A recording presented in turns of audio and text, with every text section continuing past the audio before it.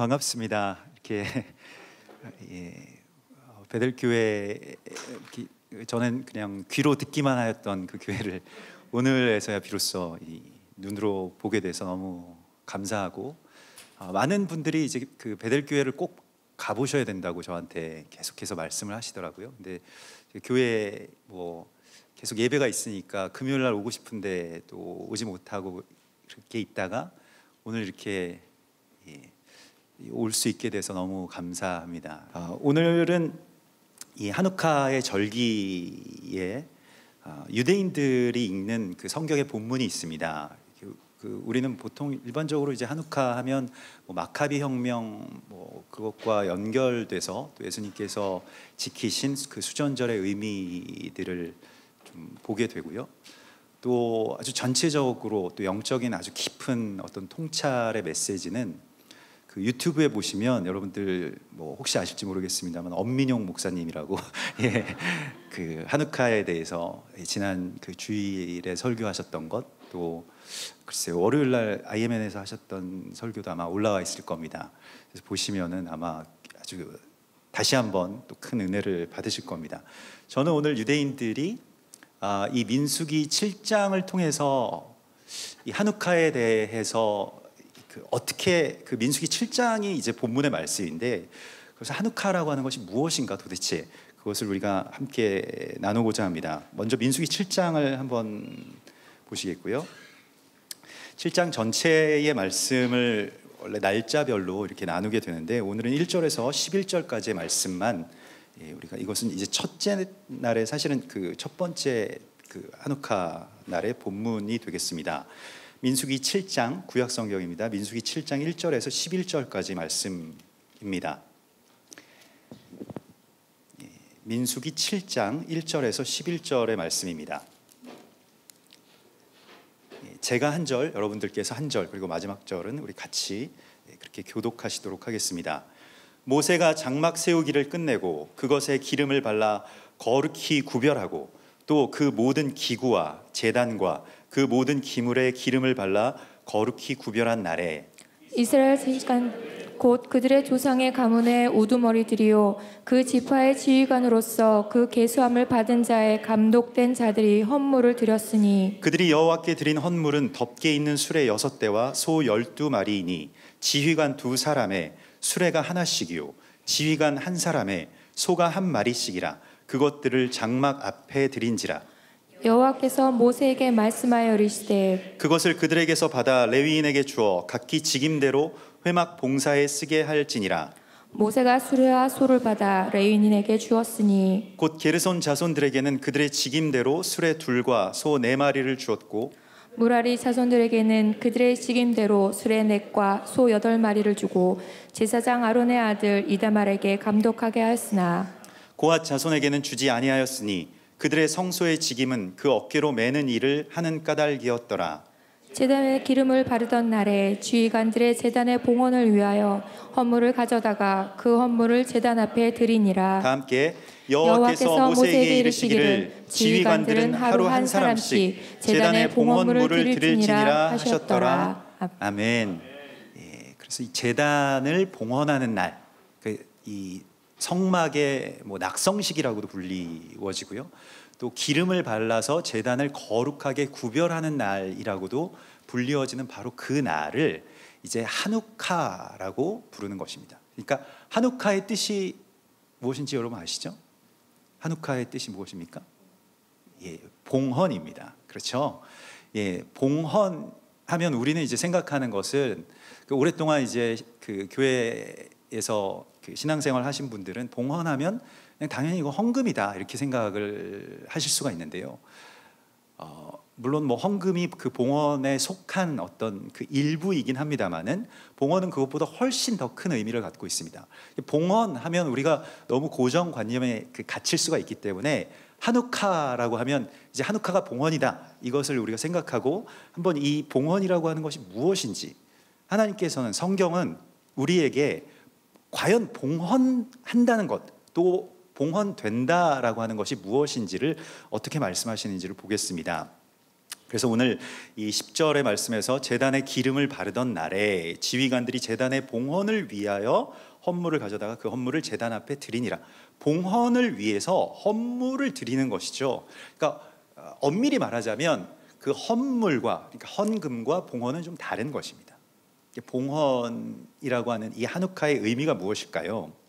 한우카의 어떤 그 단어의 뜻을 살펴보면 문자적으로 한우카의 원래 단어의 뜻은 좁히다라고 하는 뜻을 갖고 있습니다. 좁히다라고 하는 것과 봉헌이 무슨 상관이 있을까요? 그러니까 좁힌다라고 하는 것이 다시 말하자면 거룩하게 한다라고 하는 것입니다. 거룩이라고 하는 것은 구별하는 것이고요. 거룩이라고 하는 것은 나의 이 아주 이 넓은 시야를 좁히는 것입니다. 하나님께로. 오직 주께로만 모든 것을 다 초점을 맞추고 좁혀서 결국 나의 모든 것, 나의 전부가 그분 앞에 드려지는 것을 봉헌이라고 하는 것입니다. 우리가 아직도 세상과 또 하나님의 나라의 양다리를 걸치고 재물과 그리스도 예수와를 같이 섬길 수 있다라고 생각한다라고 한다면 거기에는 거룩이 완전히 이루어지지 않은 것입니다. 거룩이라고 하는 것은 좁히는 것입니다. 다른 것을 가지를 쳐내는 것이죠. 그래서 이 한우카 봉헌이라고 하는 것은 좁히는 것이고요. 나의 쓸데없는 생각들, 나의 쓸데없는 욕망들, 많은 어떤 다른 시각들을 그렇게 잘라내는 것을 말하는 것입니다. 그래서 좁히다라고 하는 뜻이 봉헌이고요. 그리고 연단하다라고 하는 뜻이 있습니다. 봉헌이라고 하는 것이 이 단어 뜻만 봐도요, 사전만 한번 찾아봐도 굉장히 많은 뜻을 갖고 있는데 연단하다라고 하는 뜻을 갖고 있다는 거예요. 그래서 이제 상징적으로 거기에서 나온 뜻이 봉헌하다 혹은 성전의 낙성식을 거행하다 이런 뜻이 되겠습니다. 그리고 또 하나의 뜻이 있는데요, 한우카의 이 숨겨진 하나의 뜻이 무엇이냐면 교육하다라고 하는 뜻을 갖고 있습니다. 훈련하다라고 하는 그런 뜻을 갖고 있습니다. 그래서 오늘 이 하나님께서 이 한우카의 의미에 대해서 우리가 조금 더 구체적으로, 조금 더 입체적으로 알기를 원하시는 것은 먼저 제단에 기름을 발라서 거룩하게 하는 것, 그 제단에 기름이 발라진다는 것, 새롭게 이 제단 가운데 기름이 발라진다는 것은 무엇을 의미하는 것일까요? 제단이 거룩하게 구별된다라고 하는 것. 그래서 이 메시아라고 하는 그 말이, 그러니까 미시아흐, 그러니까 그 기름 부으심을 받은 사람이라고 하는 뜻이고요. 제단도 그런 기름 부음을 받게 되는 그 날, 그것이 제단이 하나님께로 온전하게 봉헌된다라고 하는 것을 말하는데요.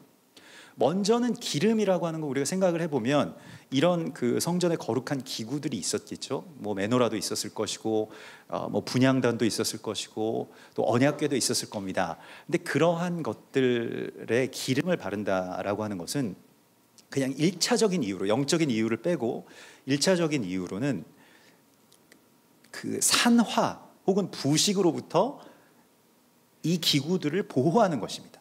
그러니까 세상의 바람, 세상의 문화, 세상의 것들이 막 넘실대면서 아주 막 바람처럼 아니면 들어오는 물처럼 막 들어오잖아요. 그게 교회를 잠식하기도 하고요. 뭐 어떤 정치나 아니면 어떤 사상이나 어떤 뭐 심리학이나 이런 것들이 제단을 막 치고 들어오기도 하잖아요. 근데 여기에서 성령의 기름을 받는다라고 하는 것은 세상의 것들이 침범하지 못하도록 막는 역할을 하는 것입니다. 그래서 창세기 6장에 보면 노아에게 방주를 만들라고 하시면서 너는 고페르 나무로 너를 위하여 방주를 만들되 그 안에는 칸들을 막고 역청을 그 안팎에 칠하라. 이 역청이 기름이죠. 기름을 칠하는 이유가 무엇입니까? 안팎으로 물이 들어오지 못하도록, 죽음의 물이, 세상의 물이 이 안으로는 들어와서는 안 되는 것입니다. 밖에는 넘실거린다고 할지라도 이 안에는 들어오지 못하도록 어떻게 막느냐? 그냥 신천지 아웃 하면 신천지가 안 들어오겠습니까? 성령의 기름을 발라야 되는 것이죠. 성령의 기름으로만 세상의 바람을 막을 수 있는 것입니다. 보이지 않게 들어오고 보이지 않게 가만히 들어오는 거짓 교사들을 우리가 어떤 수로 막을 수가 있겠습니까? 성령의 기름을 바르는 거예요.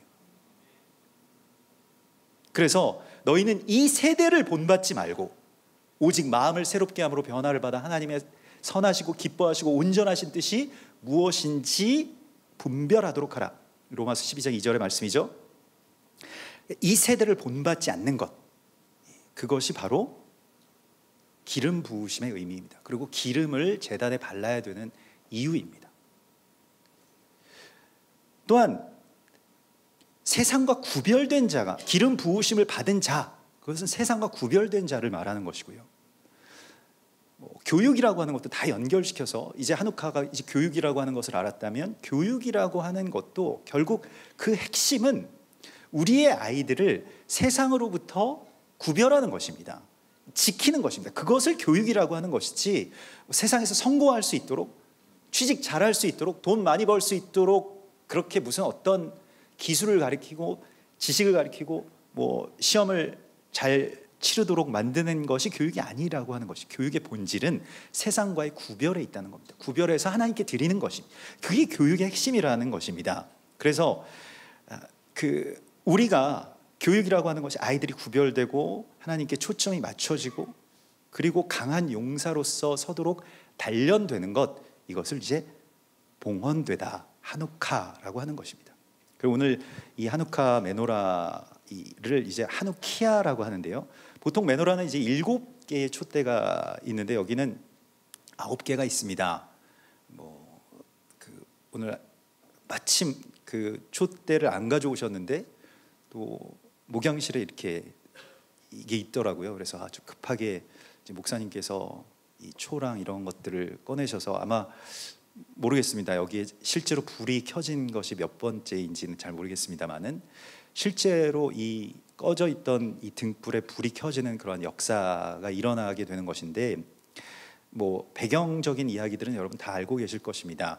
그래서 이 가운데에 있는 것을 이제 그 세메쉬라고 해서 종으로서의 형체를 가지신 예수와, 근본 하나님의 본체이신데 종의 형체로서 이 땅 가운데 오신 예수와께서 불을 밝혀주시는 것이죠. 이 초들은 교회를 상징합니다. 그리고 또한 정결함을 상징하죠. 그래서 여기에는 이제 8개의 초가 있고, 가운데 세메쉬는 치지 않더라도 4개씩의 8개의 초가 있고요. 이 8일이라고 하는 그 날은 원래 7이 완전수인데, 그럼 7 다음에 8은 무엇일까요? 시작이기도 하고, 또 이제 성경에서는 이제 쉐미니라고 해서 8이라고 하는 것은 영원에 대한 숫자입니다. 그런데 이 7로 완전하잖아요. 완전한데 왜 8이라고 하는 데까지 더 나가야 될까요? 다시 시작해야 되는 것이기도 하고요. 끝과 시작이 만나는 지점이 이제 쉐미니라고 할 수 있겠죠. 예수님의 불이 우리에게 옮겨 붙는 것이 쉐미니입니다. 그러니까 8이라고 하는 숫자의 의미입니다. 예수님 완전하시죠? 근데 그 완전하심이 우리의 삶 가운데에 옮겨 붙는 것, 그것이 이제 숫자 8의 의미라고 할 수가 있겠습니다. 정결하게 되는 날, 모든 성경의 어떤 정결 예식, 난지 8일 만에 할례를 받고요. 또 문둥병자가 깨끗함을 받는 그 확정도 8일이 지난 후에 제사장에 가서 보이게 되어 있습니다. 8이라고 하는 숫자는 정결함의 숫자입니다. 불필요한 것들을 이제 제거해야 되는 것이죠. 영원의 숫자이고요. 그리고 예수님의 삶을 내 몸에 채우는 것, 그것을 쉐민이라고 하는 것이죠. 이 8개의 초를 밝히시는 예수님을 우리가 잘 보아야 됩니다. 결국 그래서 제단이 성령의 기름으로 말미암아서 세상과 구별되는 이 한우카의 봉헌의 이야기를 우리가 조금 더 살펴보게 되면, 성령을 받는다라고 하는 것은 여러분 어떤 것이라고 생각하십니까? 성령에 대해서 베들교회도 아주 잘 알고 계실 텐데요. 에베소서 5장 18절에 보면 술 취하지 말라, 이는 방탕한 것이니 오직 성령의 충만을 받으라, 이렇게 말씀을 하시죠. 술 취한다라고 하는 것은 물론 알코올을 그런 음료를 마시느냐 안 마시느냐의 이야기이기도 합니다만은 세상의 어떤 즐거움의 모든 어떤 그런 상징적인 이야기입니다. 그래서 거기에 취한다, 그런 세상 즐거움에 취하는 것이 성령의 충만함을 받는 것을 대체하는 것이 이 세상의 문화입니다.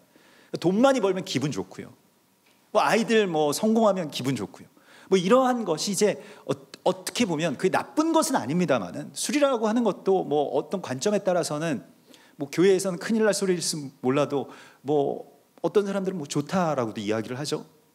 근데 문제는 무엇이냐면 거기에 취한다는 데에 문제가 있는 것이죠. 성령을 대신한다는 데에 문제가 있는 것입니다. 그래서 그러한 성령의 충만함을 받으라고 말씀을 하시는데요, 그럼 성령의 충만이라고 하는 것이 무엇입니까? 여러분, 성령 충만이라고 하는 것을, 사실 성경을 읽어보면 성령의 충만을 받으라, 아멘 하고 우리가 그냥 거기서 끝내버리는 그런 느낌이 있는데요, 그 다음 절을 또 읽어야 됩니다. 그래서 아멘 하고 그럼 그 다음 절은 뭐지? 이것을 우리가 생각을 해야 되는데, 보통 성도님들이 아멘 크게 하시면 빨리 끝내라 뭐 이런 소리로 들리기도 하고, 그래서 이제 끝날 때가 됐나 보다 이런 생각이 간혹 제가 설교하다가 들기도 하는데요, 그 다음 절, 그러니까 에베소서 5장 19절의 말씀을 보면 시와 찬미와 신령한 노래들로 서로 화답하며, 그렇죠? 너희의 마음으로 주께 노래하며 찬송하며. 이게 예배입니다. 경배와 찬양이죠. 이거는 우리가 좀 잘합니다. 여러분들은 훨씬 베델교회는 두말할 것이 없죠. 너무 잘하시죠.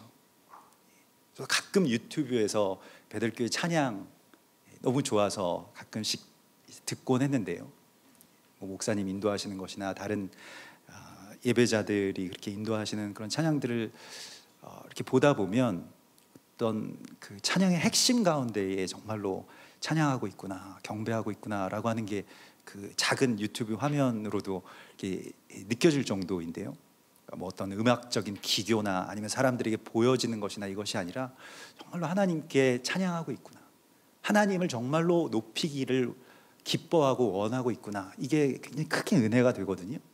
근데 시와 찬미와 신령한 노래들, 이거 우리가 뭐 어떻게 보면 열린 예배, 뭐 예전에 뭐 경배와 찬양 예배, 뭐 여러 어떤 예배 무브먼트를 통해서 굉장히 오늘날의 교회에서는 시와 찬미와 신령한 노래로 서로 화답하고 찬양하는 어떤 그러한 그 단계들이 숙성되었습니다. 그래서 참 뭐 어디에 가도 찬양과 경배 가운데서 하나님을 정말 잘 예배하는 그런 예배의 모습을 보게 되고, 또 저는 오늘과 같이 이렇게 잘 훈련된, 또 아주 세밀하게 그렇게 최선을 다해서 하나님 앞에 예배드리는 그런 예배의 모습을 보면 굉장히 기분이 정말 좋거든요.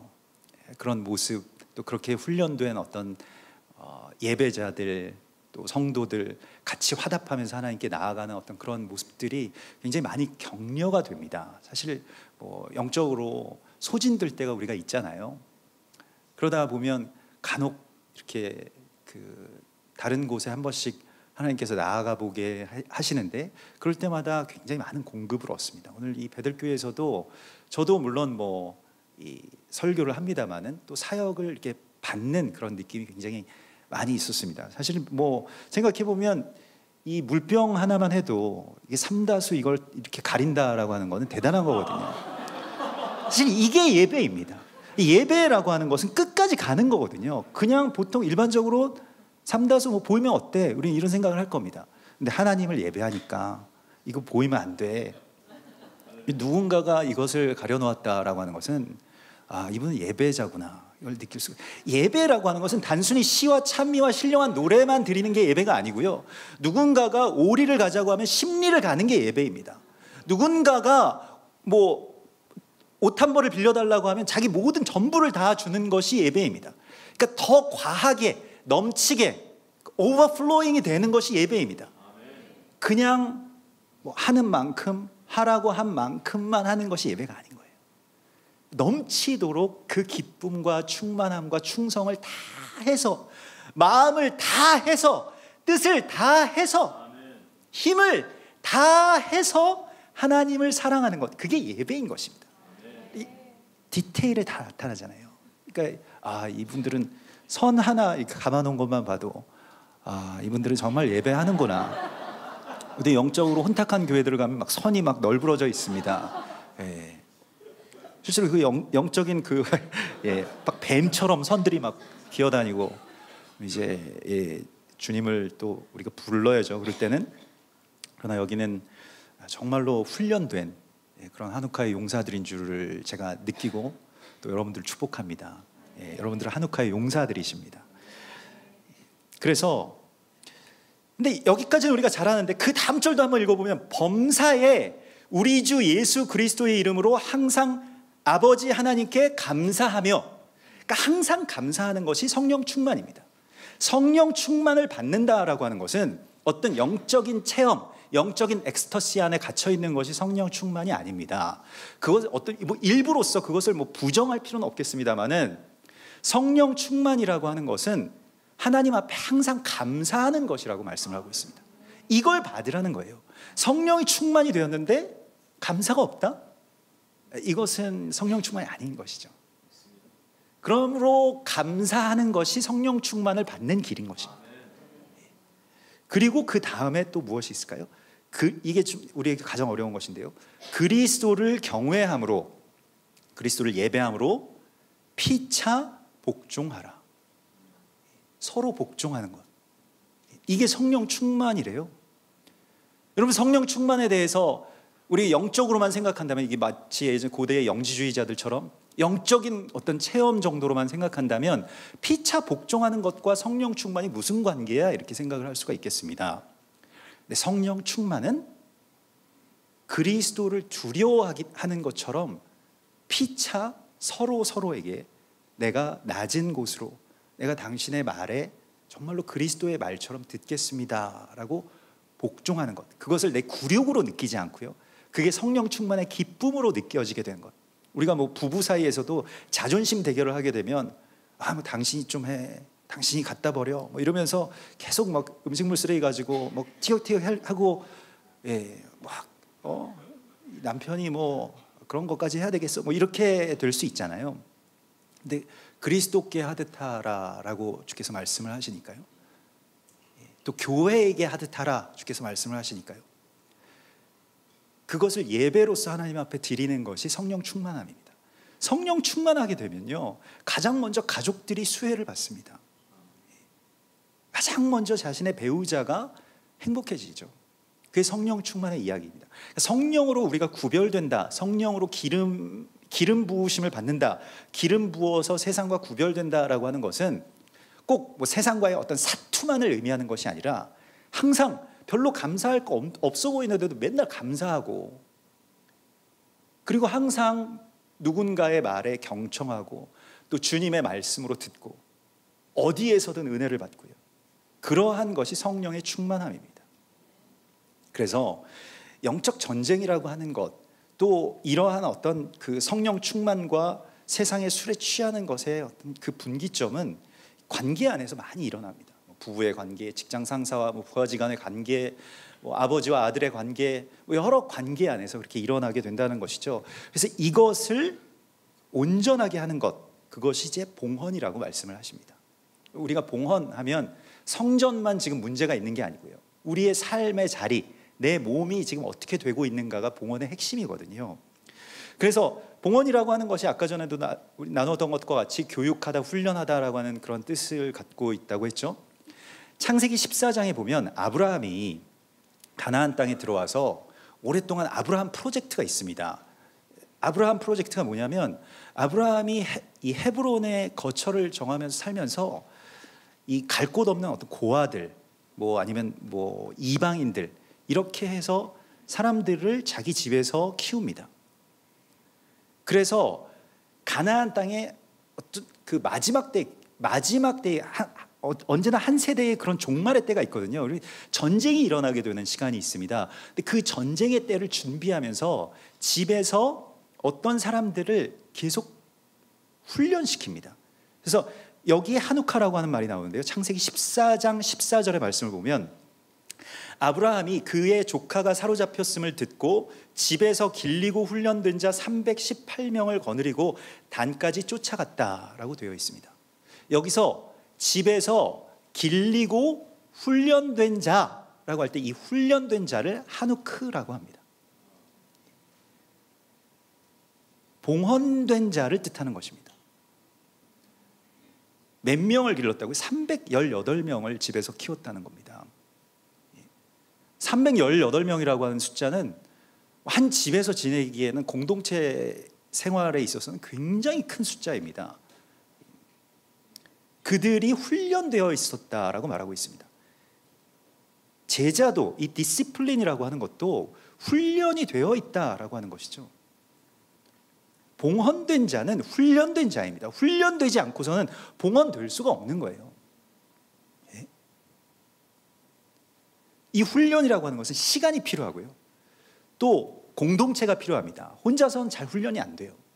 같이 서로 격려하면서 또 누군가 스승이 있어야지 훈련도 될 수가 있는 것이죠. 그래서 이 디시플린, 그러니까 아주 훈련된 그러한 자들이 봉헌된 자라고 하는 것을 주께서 말씀하십니다. 그래서 뭐 아까도 또 우리가 이렇게 악기로 섬기시는 분들을 보니까 뭐 그 일렉 주자 그 형제님이 기타 줄이 끊어졌어요. 끊어지면 막 뭐 어떤 분들은 울기도 하고 뭐 어떤 분들은 그냥 가만히 서 있기도 하고 뭐 내려가기도 하고 뭐 그럴 텐데, 끊어져도 또 끊어진 나름대로 이분은 이제 디시플린, 훈련됐기 때문에 그냥 막 그 나머지 줄로 이렇게 치시더라고요. 아, 그래서 야, 여기는 정말 봉헌됐구나.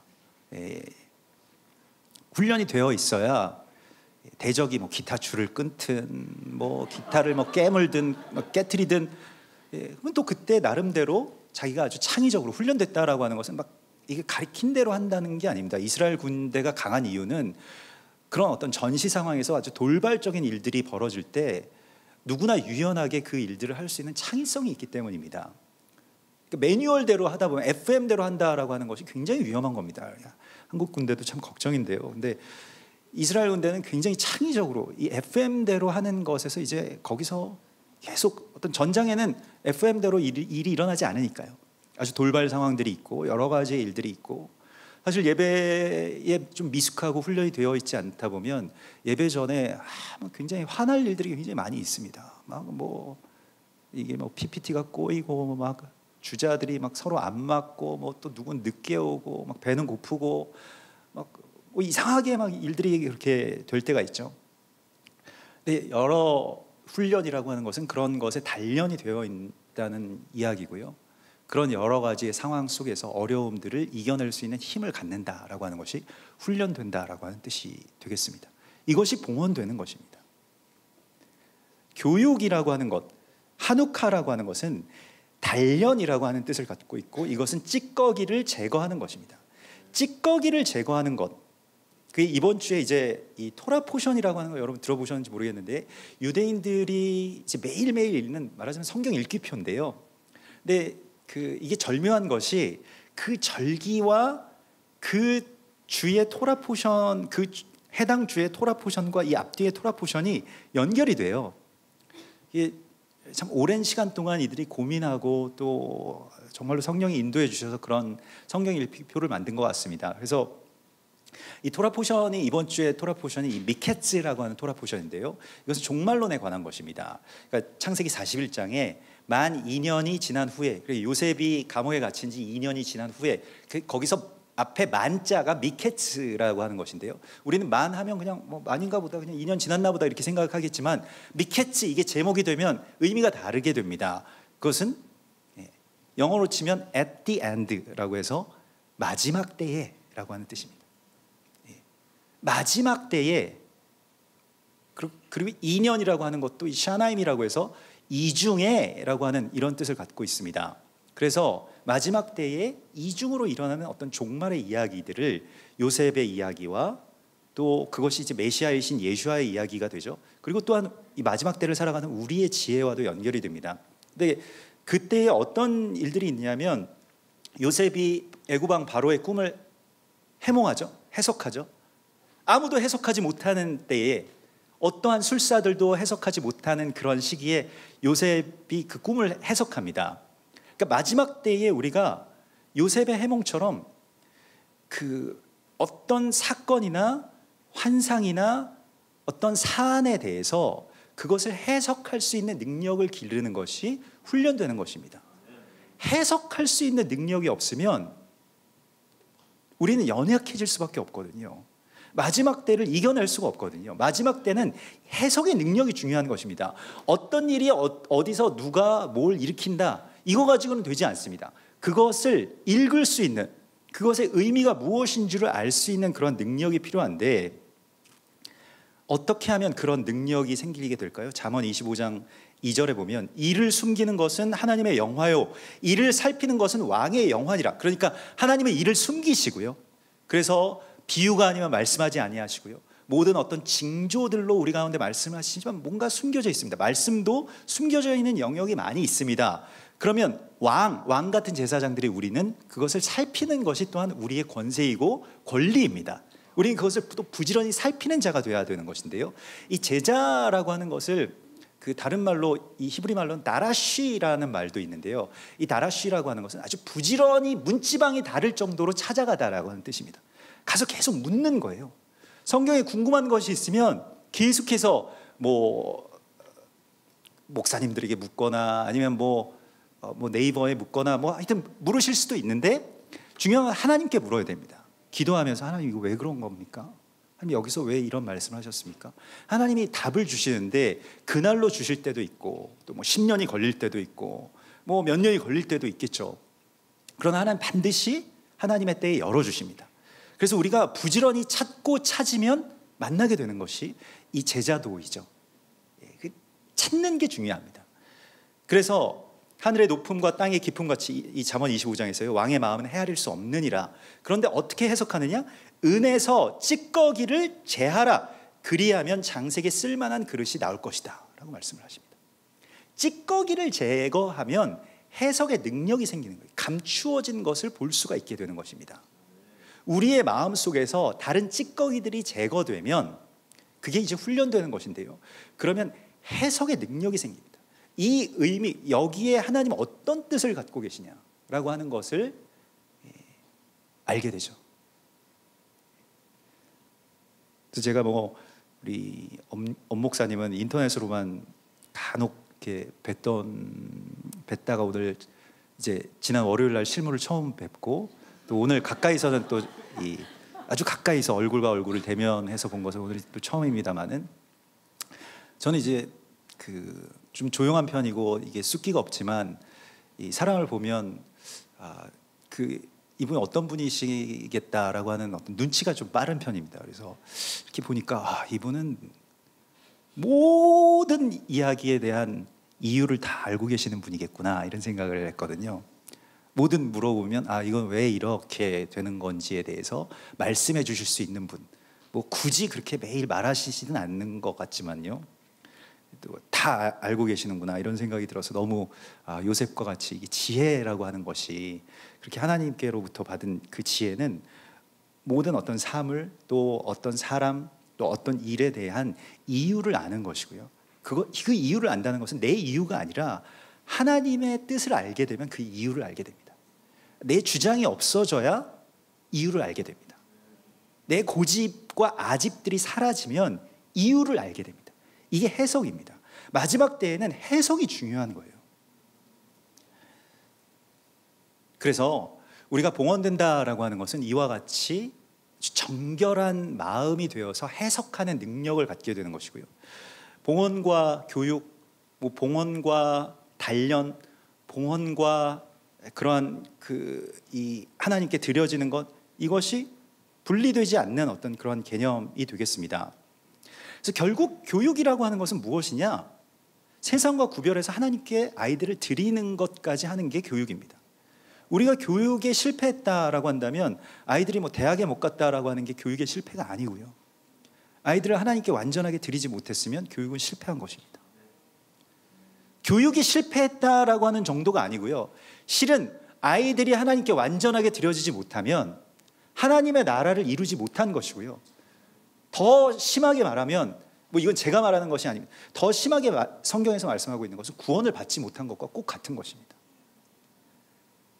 그러니까 우리가 구원을 받았다라고 하는 것을 이제 성경의 어떤 아주 위대한 비유 가운데서 출애굽기의 비유로 많이 우리가 알잖아요.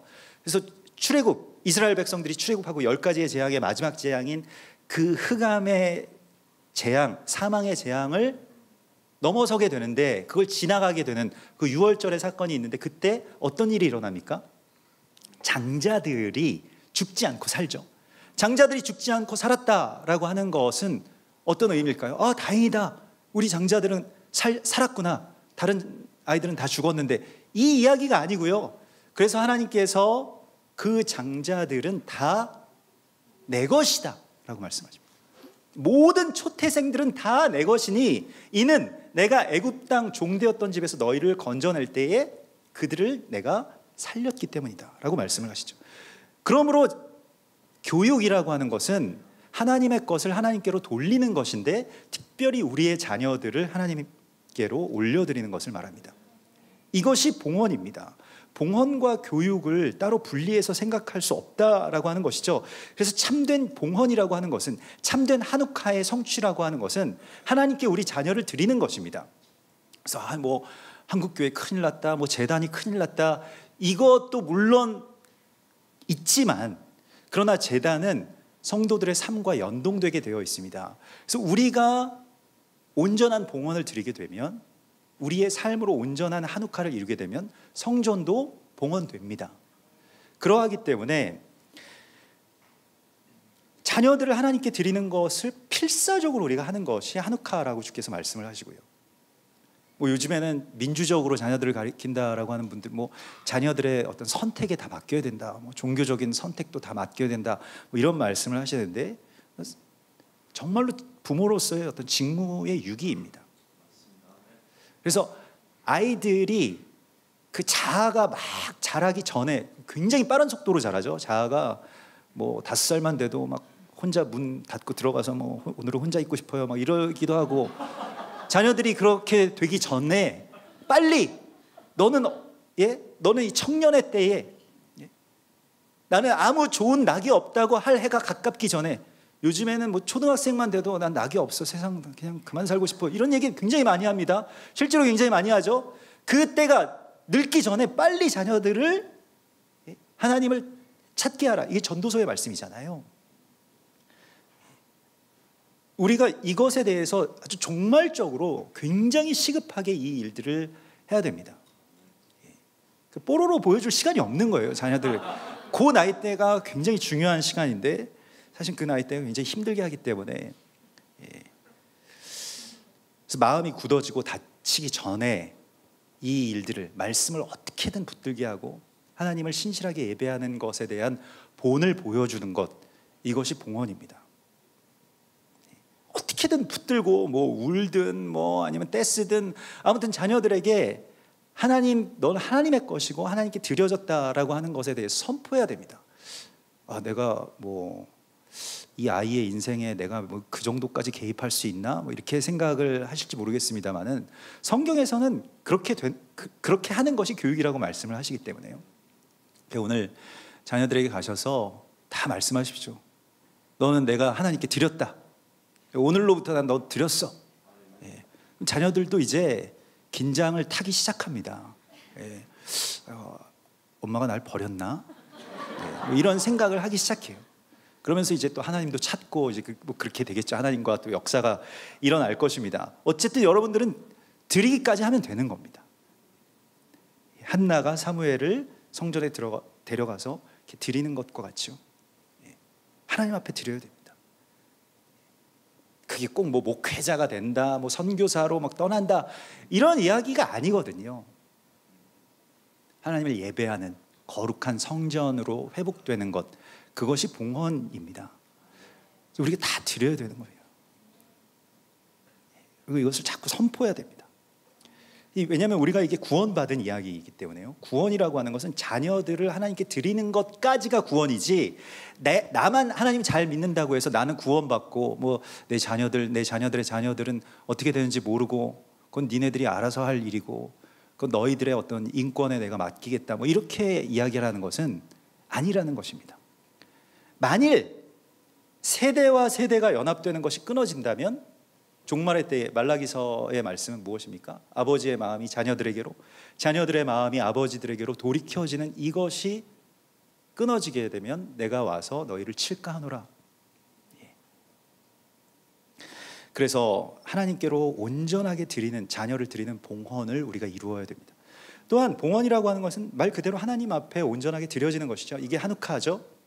로마서 12장 1절에 그러므로 형제들아 내가 하나님의 모든 자비하심으로 너희를 권하노니 너희 몸을 하나님이 기뻐하시는 거룩한 산 제물로 드리라. 나를 하나님께 산 제물로 드리는 것인데요, 너희가 하나님의 성전인 것과 하나님의 성령이 너희 안에 거하시는 것을 알지 못하느냐. 이거 고린도전서 3장 16절의 말씀이고, 우리 산 제물이고 우리 살아있는 성전입니다. 그래서 누구든지 하나님의 성전을 더럽히면 하나님이 그 사람을 멸하시리라. 하나님의 성전은 거룩하니 너희도 그러하니라. 이런 말씀을 주시죠. 여러분, 우리가 성전을 더럽힌다라고 하는 것이 무엇일까요? 물론 성전에 가증한 것을 가지고 들어오는 것, 뭐 나쁜 일을 하는 것, 이런 모든 것들이 성전의 그런 거룩함을 회파하는 것이겠습니다만, 모르고 성전을 거룩하지 못하게 만들었던 그 이스라엘 백성들 앞에서 예수님께서 성전을 깨끗하게 하신 날이 있죠. 예수님 십자가 지시기 전에 성전을 깨끗하게 하십니다. 근데 깨끗하게 하실 때 어떤 일을 하셨습니까? 그 성전에서 매매하는 자들을 다 쫓고 돈 바꾸는 자들 다 쫓아내셨죠. 그러면서 그때 하신 말씀이 있습니다. 내 집은 만민의 기도하는 집이 되어야 하리라 하였거늘 너희는 강도의 소굴을 만들었도다. 이렇게 말씀을 하시죠. 거기가 어디에서 일어난 일입니까? 그러니까 이방인의 뜰이라고 하는 구역이 있었다는 겁니다. 원래 뭐 오리지널 성전에 있었는지 없었는지는 불분명합니다만은 후대에 생겼는데 이방인의 뜰 구역이 있고 여인의 뜰 구역이 있고 유대인 구역이 있었습니다. 이게 어떻게 보면 단계로 나아가게 되는데, 이 이방인의 뜰에 이방인들이 없는 거예요. 사실 이방인들의 뜰이라고 하는 것도 사실은 이 한세 사람을 분리시키는 그 분리의 담이기도 했습니다. 그래서 뭐 역사가들의 그런 그 기록에 의하면 이방인의 뜰에서 이제 그 다음 단계의 뜰로 넘어가는 그 문에 크게 썼다는 거예요. 이 문을 넘어오는 이방인들은 걸리면 죽는다. 이렇게 써 있었다는 겁니다. 그러니까 그 분리의 상징인 것이죠. 근데 그나마 거기까지 와서 예배드리지도 못하게 그 이방인의 뜰에 만민, 그러니까 각 나라의 백성들이 오지 못하고 유대인들이 자신들의 어떤 종교적인 행위를 하기 위한 어떤 편의시설로 거기를 꾸며놓았다는 거예요. 예수님께서 그것을 지적하신 것입니다. 성전이 왜 이렇게 청소가 안 돼 있냐, 이런 말씀이 아니에요. 성전에 장사하면 어떡하냐, 이런 말씀도 아닙니다. 만민의 기도하는 집, 그러니까 천하 만민들이 다 와서 예루살렘은 그렇게 한 세 사람을 이루어야 되는데, 이것이 또한 다윗의 장막의 회복도 이것이죠. 에돔의 남은 자와 만국을 기업으로 얻게 하려 합니다. 이게 다윗의 장막의 회복이잖아요. 24시간 예배의 회복만이 아니고 다윗의 장막의 회복은 만민들이, 에돔의 남은 자가, 전에 원수되었던 자가 하나가 되어서 예배하는 것이 다윗의 장막의 회복이죠. 만민의 기도하는 집이라고 하는 것도 다윗의 장막을 의미하는 것입니다. 다윗의 장막에는 벽이 없었습니다. 휘장도 없었습니다. 만민들이 다 같이 그 언약궤 앞에서 뛰고 찬양하고 아무 해도 입지 않았습니다. 만민의 기도하는 집이었기 때문에 그렇죠. 예수님께서 성전을 깨끗하게 하실 때 성전이 왜 더럽혀졌는지, 연합이 회파된 것이 성전의 더럽혀짐입니다. 만일 그냥 우리만 예수 잘 믿으면 된다라고 하는 그 생각 가운데 갇혀 있게 된다면 우리의 제단도 더럽혀지는 것입니다. 얼마나 하나님 잘 믿었습니까? 바리새인들, 존경받는 율법학자들, 하나님의 말씀대로 살려고 부단히 애쓰던 그 사람들이 가리워진 그 한 가지, 그 연합에 대한 이 눈이 가려져 있었던 것이죠. 제사장의 기름을 시편 133편에서는 어떻게 표현하고 있습니까? 보라, 형제가 연합하여 동거함이 어찌 그리 선하고 아름다운가. 기름 부으심이라고 하는 것이 형제가 연합하고 동거하는 것이라고 말씀을 하고 있습니다. 전에 원수되었던 형제가 하나가 되는 것. 이번 주에 이 토라 포션의 말씀과 그대로 연결되는 것입니다. 하누카라고 하는 것은 연합을 이루는 것입니다. 전에 분리되었던 자들과요. 그래서 그 다음에 이제 보면 이 백성의 지도자들이 이제 백성을 대표해서 봉헌물을 드리게 되는데요. 이 조금 더 구체적으로 이제 하누카를 볼 수 있게 됩니다. 그래서 그 봉헌물을 보면 첫 번째로 드리는 봉헌물이 수레를 드립니다. 수레와 소. 그 수레를 끌 수 있는 소를 이 6개의 수레를 준비하고 두 지파당 하나씩 준비해서 하나님께 드립니다. 첫 번째의 봉헌물이 수레라고 하는 것은 굉장히 큰 의미가 있습니다.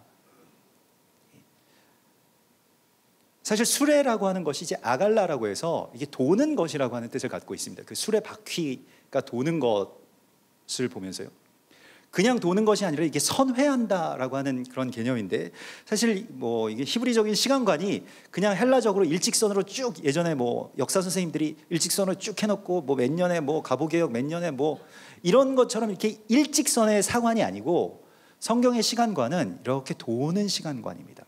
그런데 이게 윤회가 아니고요, 이렇게 야곱의 사다리도 마찬가지고 이게 나선형 구조로 계속해서 어딘가를 향해서 나아가는 겁니다.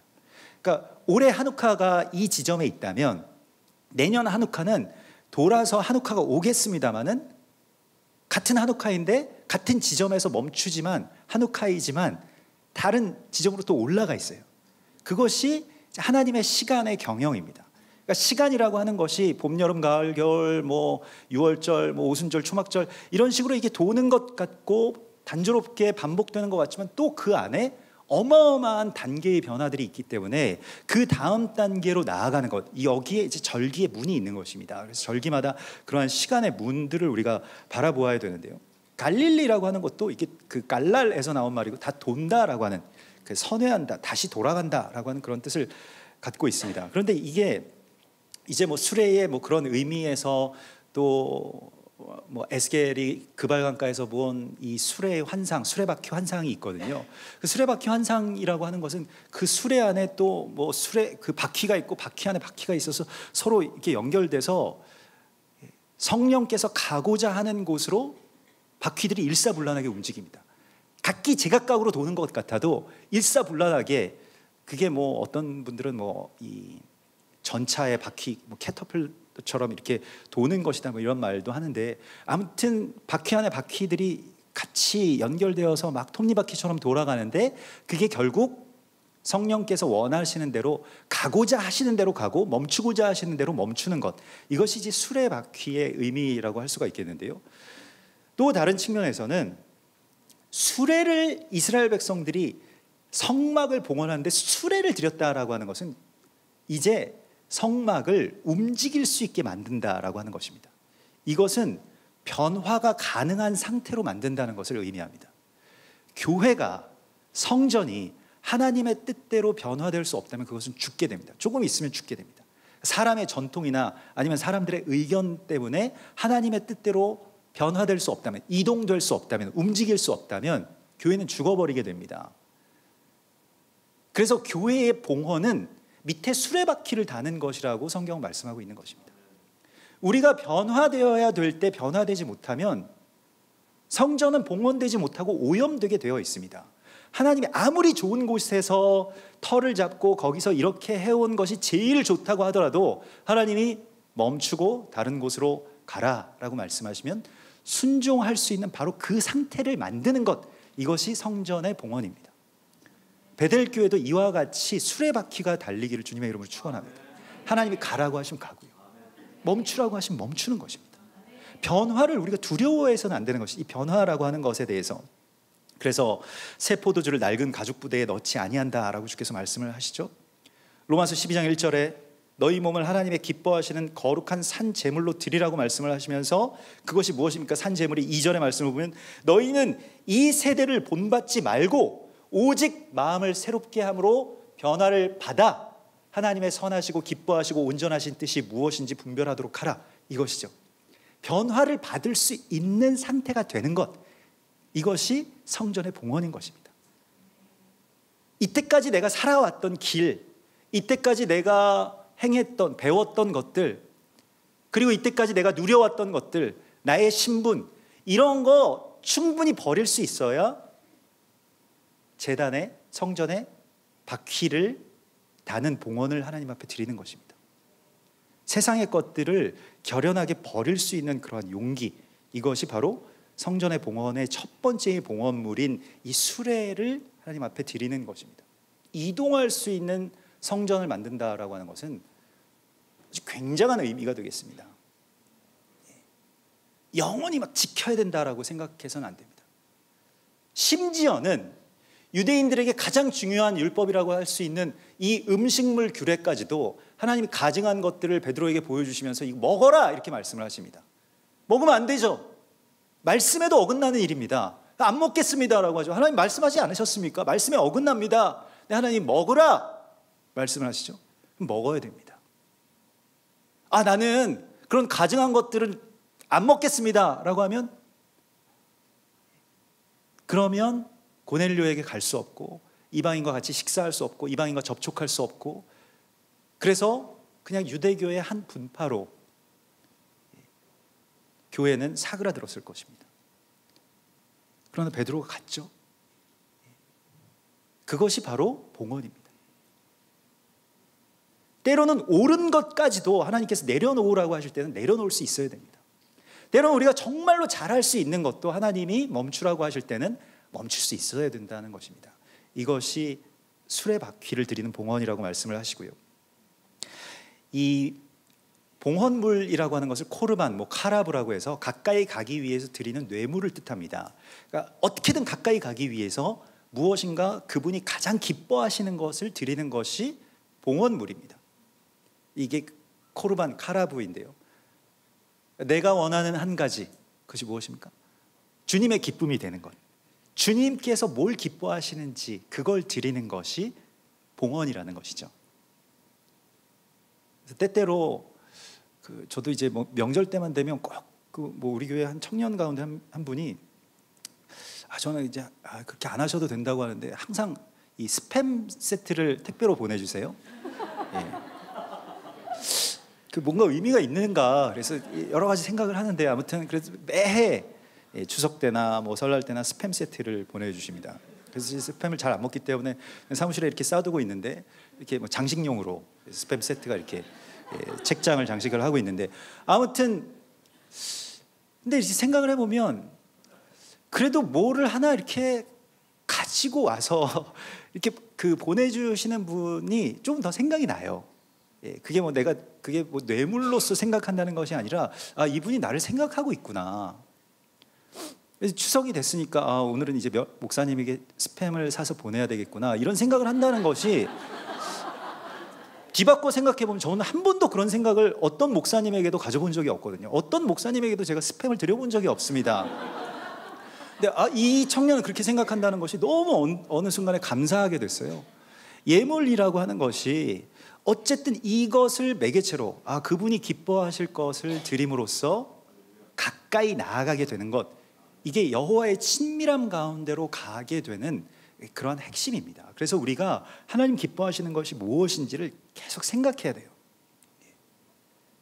하나님 뭘 좋아하시는지, 하나님이 무엇을 가장 기뻐하시는지를 생각해야 하나님 앞에 더 가까이 나아갈 수가 있는 것입니다. 그러면서 이제 드리는 예물이 은반과 주발, 이렇게 은으로 만든 것 두 가지를 드리는데, 은반, 은쟁반과요, 그리고 그 위에 은주발이라고 하는 것을 이제 드리게 됩니다. 은이라고 하는 것은 이제 캐세프라고 하는데, 이 은의 정체성은 무엇이냐면 간절하게 사모하고 원한다라고 하는 뜻입니다. 은은 너무 간절하게 사모해서 얼굴이 창백하게 변한 어떤 상사병 환자의 얼굴을 캐세프라고 하는 겁니다. 그러니까 은을 드린다라고 할 때에는 은의 정체성은 하나님 앞에 내가 정말로 하나님을 갈망합니다라고 하는 사랑의 고백인 거예요. 거기서 이 쟁반이 있는데 이것을 케아라라고 합니다. 이 케아라는 찢다라고 하는 뜻을 갖고 있습니다. 그러니까 찢다. 이 카라에서 나온 말인데요. 그러니까 자기 마음을 찢는 겁니다. 속을 파내다, 이런 뜻입니다. 요엘서 2장 13절에 너희는 옷을 찢지 말고 마음을 찢고 너희 하나님 여호와께로 돌아올지라. 이 회개입니다. 회개가 바로 여기서 나오는 음반의 어떤 정체성을 갖고 있습니다. 회개라고 하는 것은, 이 리펜턴스라고 하는 것은 존귀함을 회복한다라고 하는 것이죠.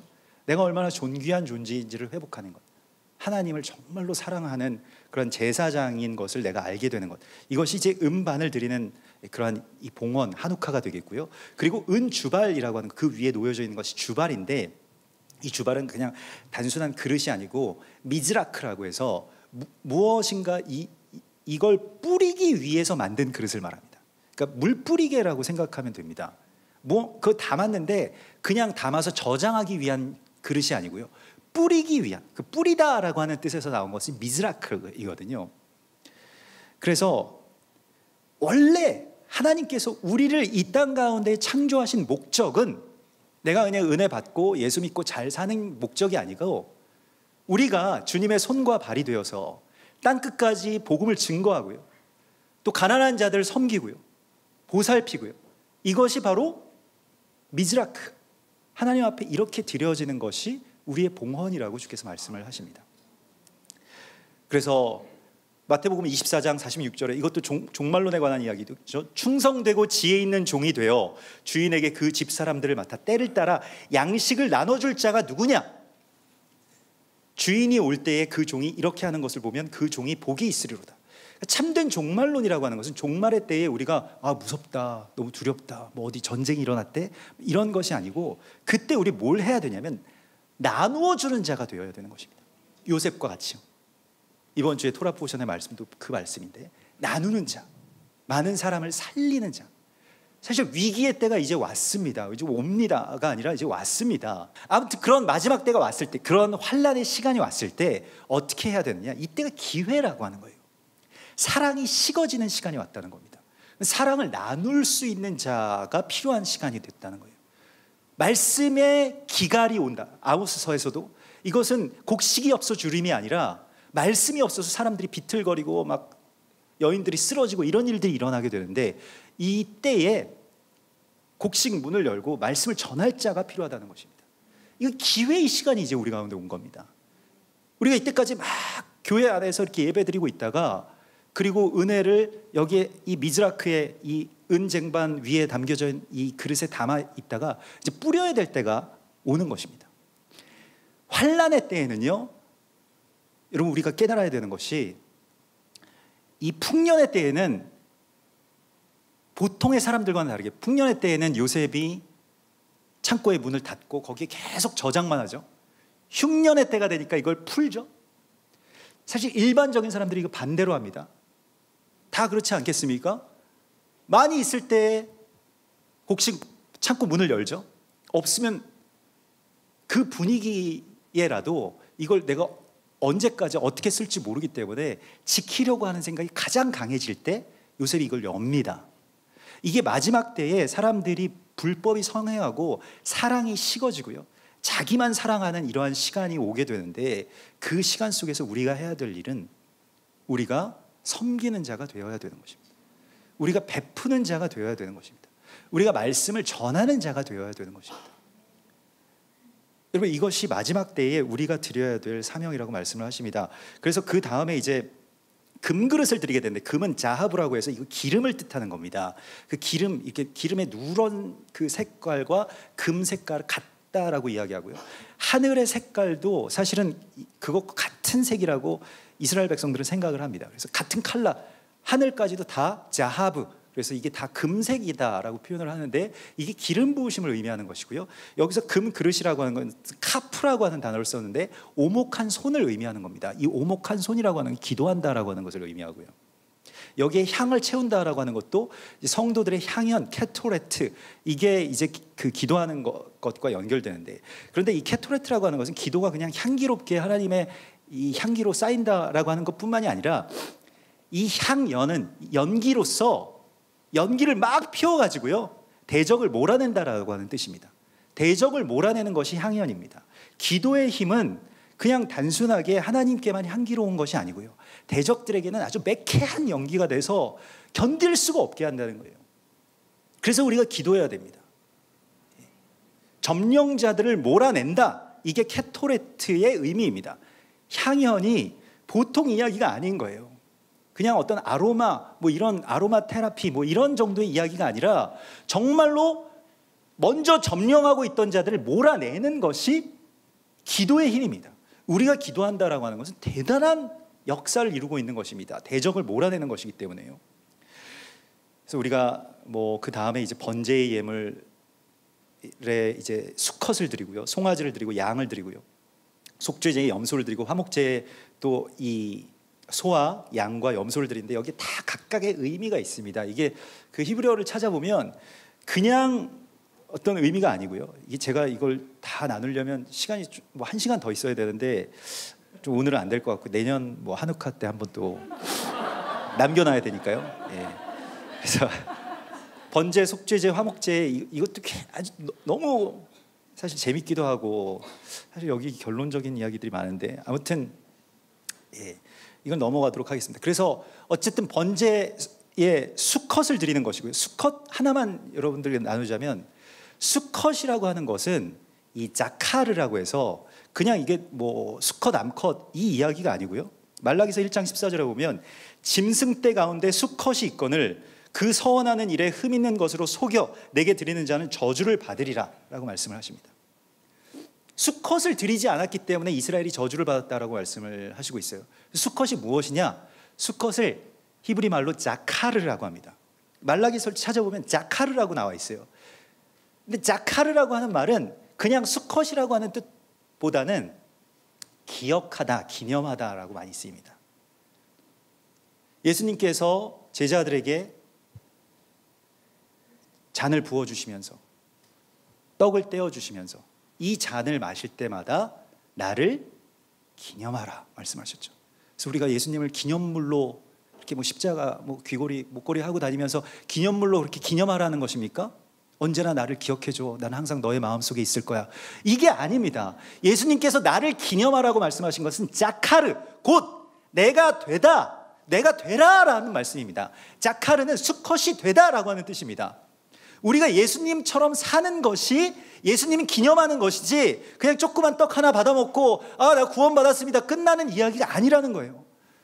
구원이라고 하는 것은 우리가 예수님처럼 사는 것을 말하는 것입니다. 피조물이 고대하는 것, 다 탄식하면서 지금까지 고대하는 것은 무엇입니까? 하나님의 아들들이 나타나는 것을 고대하고 있다고 로마서에서 말씀을 하고 있습니다. 하나님의 아들이 아니고요. 아들은 이미 나타났잖아요. 아들들, 여러분들이 다 아들들인데 수컷이 되지 않고 나는 예수님 그냥 기념해. 예수님 믿지. 근데 예수님처럼 살지 못한다라고 한다면 수컷을 드리지 못한 것입니다. 그것을 흠 있는 것을 드린 것이고요. 제단의 회파라고 하는 거예요. 예수님처럼 사는 것이 봉헌의 핵심입니다. 예수님의 남은 고난을 내 몸에 채우고요. 예수님이 이 땅 가운데서 임마누엘 되시는 통로는 저 베들레헴이 아니고요.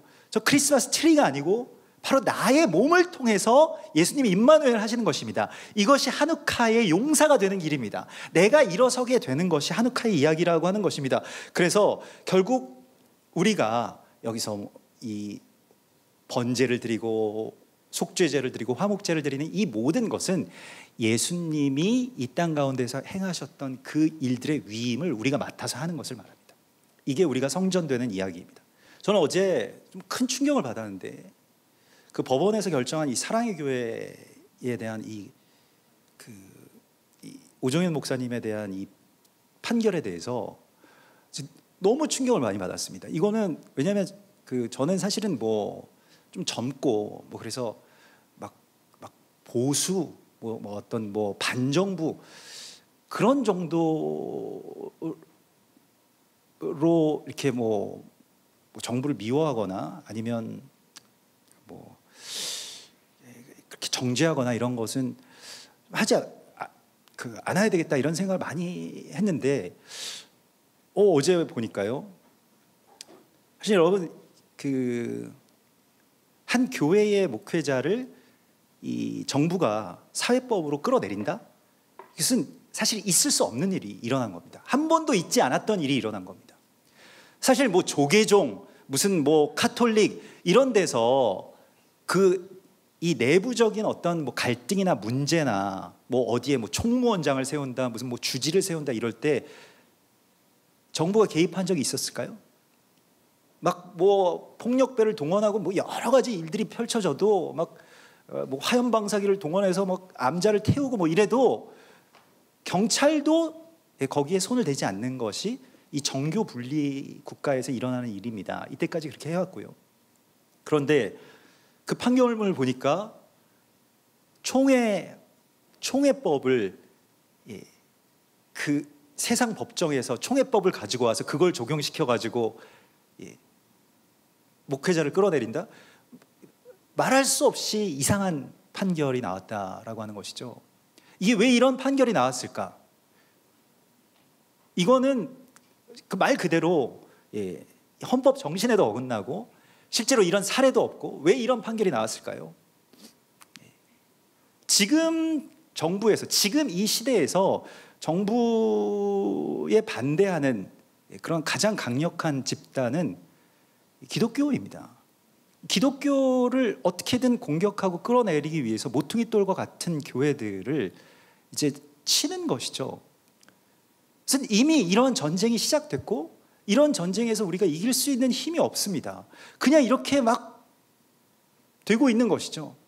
우리가 생각할 때 또 어떤 사람들이 이것이 뭐 정의를 세우는 일이다 이렇게 말을 하고 그렇게 포장을 하는 사람들도 있습니다.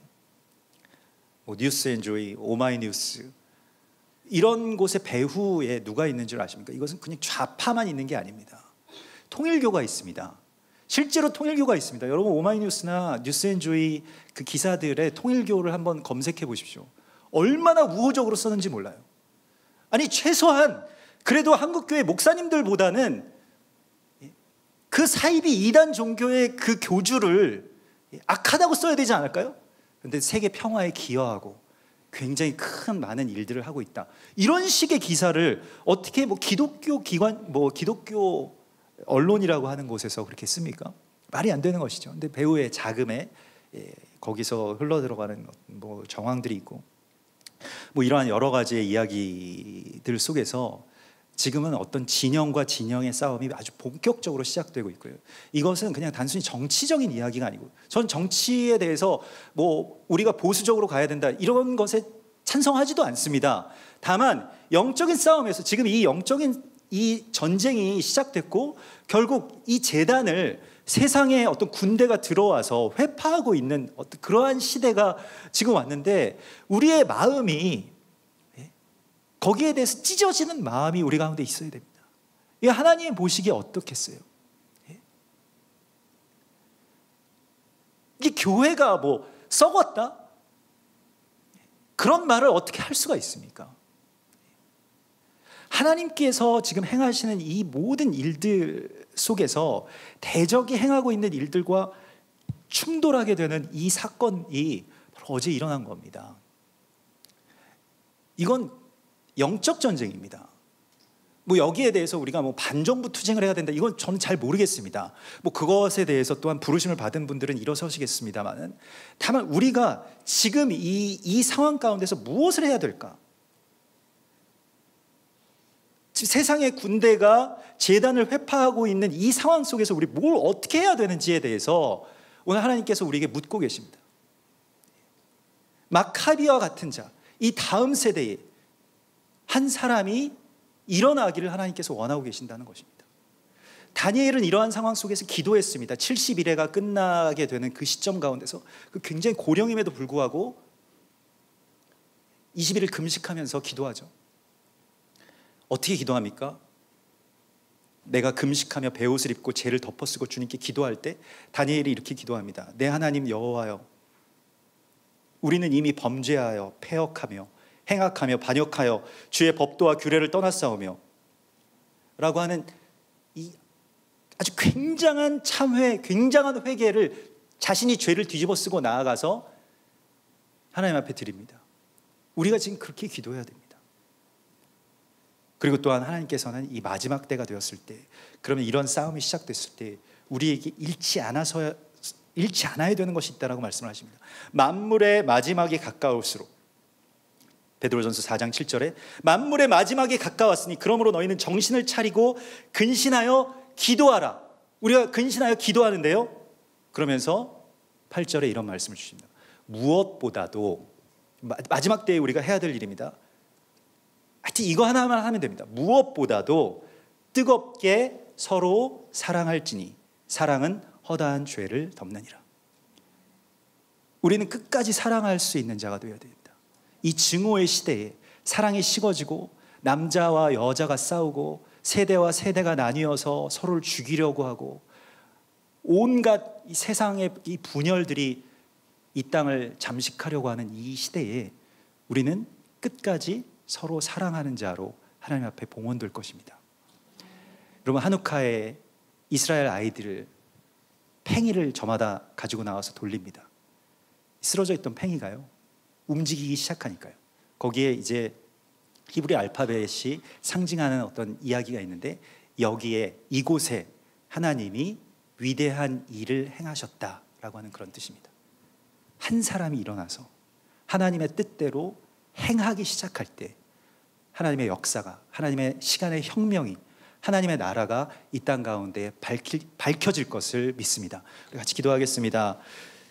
우리 이 시간 이 나라를 위해서, 또 우리의 완전한 봉헌을 위해서 하나님 앞에 정말로 전심으로 부르짖으며 기도하십시다. 우리의 마음을 찢고, 또 특별히 이 시간 우리 사랑의 교회를 위해서도 기도하고요, 또 오정현 목사님을 위해서도 기도하고, 그곳 성도들을 위해서, 모퉁이 돌과 같은 교회를 대적이, 어둠의 세력이 무너뜨리려고 할 때 하나님 지켜주시옵소서. 하나님, 세상의 군대와 세상의 왕들이 이 제단을 회파하지 못하도록 주님 지켜주시옵소서. 주님 기름 부어주시옵소서. 우리 같이 주여 세 번 크게 부르고 기도하겠습니다.